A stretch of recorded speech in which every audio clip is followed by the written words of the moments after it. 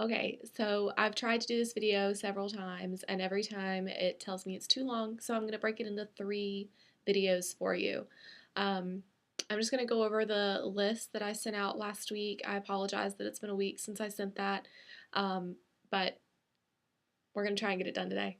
Um, so I'm going to go over the kind of spreadsheet or the syllabus I gave you. And the first thing is, um, how was the Grange started?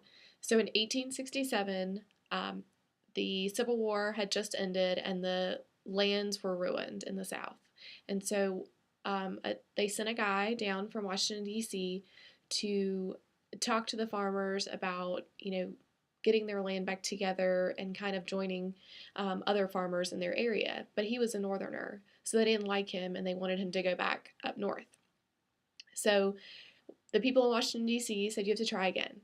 So he came back down, but this time he said, "Well, I'm a Mason." And that appealed to them. And they started to listen to him. So that's kind of just the bare bones of how LaGrange was started and organized in 1867. It actually didn't really take off in North Carolina until 1929. So the majority of our Granges that were formed really early were formed in 1929 or 1930. We have four different levels at the Grange.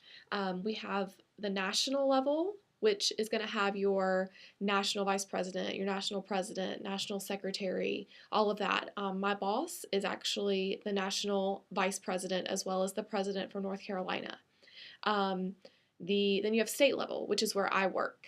And I help manage all of the chapters across North Carolina, plan all of our state events. Basically, we just provide support for the local ranges and kind of relay information between the national level and the local levels. So then the third level is going to be the Pomona level. Pomona is not very predominant in North Carolina. It's kind of a county level. We only have three in North Carolina, one of which is actually in the Charlotte area. It actually takes the Granges that are in Iredell, Rowan, and Cabarrus County, and they all meet once a quarter. They only meet four times a year. Um, and so, if we wanted to, we could be a part of that Pomona, and that way you could meet other Grangers and kind of see how they operate because every Grange is very different. All of those Granges are very, very different. And then you have the local level, which is going to be your individual Granges, which is what we're trying to start in Charlotte. Um, right now, there's kind of the breakdown I wrote on your sheet. There are 37 states in the country that have state Granges. There are three Pomona Granges in North Carolina. There are 21, just over 2,100 local Granges across the nation, and 42 are in North Carolina, and they are spread all the way from Murphy to just about Manio. I'm looking at my map above my desk, and if you can see it, that's where all the Granges are in North Carolina. And I have little highlights for new Granges, those teal markers. And two of those are actually Granges now, the one in Raleigh and one in Winston. Um, so, yeah, I'm in my office at the Grange today. Um, how it's evolved. So, it started out as very, very rural.